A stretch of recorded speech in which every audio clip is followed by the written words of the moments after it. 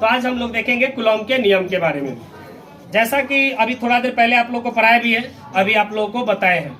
तो पढ़ाए थे आप लोगों को कि सन 1785 में एक कूलॉम नामक वैज्ञानिक था जो कहाँ के था, फ्रांस के। तो सन 1785 में फ्रांसीसी वैज्ञानिक सीए कूलॉम ने दो आवेशों के बीच लगने वाले बल के संबंध में एक नियम का प्रतिपादन किया, जिस नियम को कूलॉम का नियम कहते हैं। इस नियम के अनुसार अर्थात कूलॉम के नियम के अनुसार उन्होंने कहा है कि दो आवेशों के बीच, एक आवेश हम ले लेते हैं Q1 और दूसरा आवेश लेते हैं हम Q2। कहा कि दो आवेशों के बीच लगने वाला आकर्षण या प्रतिकर्षण बल, दो आवेशों के बीच लगने वाला आकर्षण या प्रतिकर्षण बल अर्थात बल को हम लोग सूचित करते हैं किससे, F से। तो दो आवेशों के बीच लगने वाला आकर्षण या प्रतिकर्षण बल अर्थात F जो होता है वह दोनों आवेशों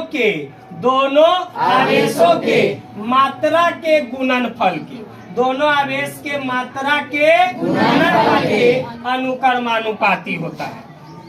लगने वाला जो आकर्षण या प्रतिकर्षण बल होता है वह दोनों आवेश के मात्रा के गुणनफल के अनुक्रमानुपाती होता है। ये पहला लाइन में कहता है। तथा दूसरा लाइन में कहता है कि दोनों आवेश के बीच की दूरी, दोनों आवेश के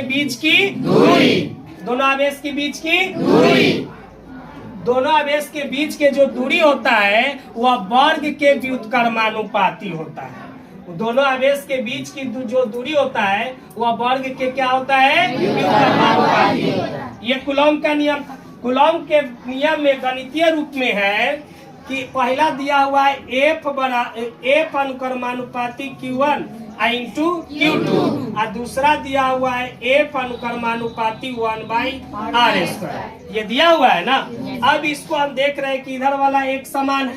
जब एक समान है तो इसको हम कॉमन ले सकते हैं। कॉमन लीजिएगा तो ये क्या हो जाएगा, F। यहाँ समानुपाती का चिन्ह है, समानुपाती लेंगे और इसके बाद इधर वाले को हम लोग गुना के रूप में लिखेंगे, यानी Q1 इंटू Q2 और गुने 1/r² होगा ना जी। अब F बराबर निकल के आएगा Q1 इंटू Q2 और 1 में गुना करेंगे तो जैसे के तैसी रहेगा। अब बटा में क्या आ जाएगा, r²। बटा में क्या आएगा, r²।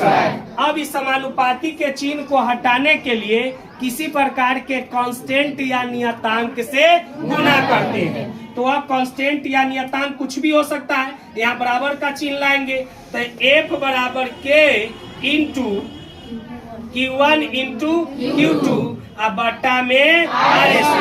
तो यही कूलॉम का नियम निकल के आया, F बराबर K into Q1 into Q2 बटा में r²। आशा है कि आप लोगों को अच्छा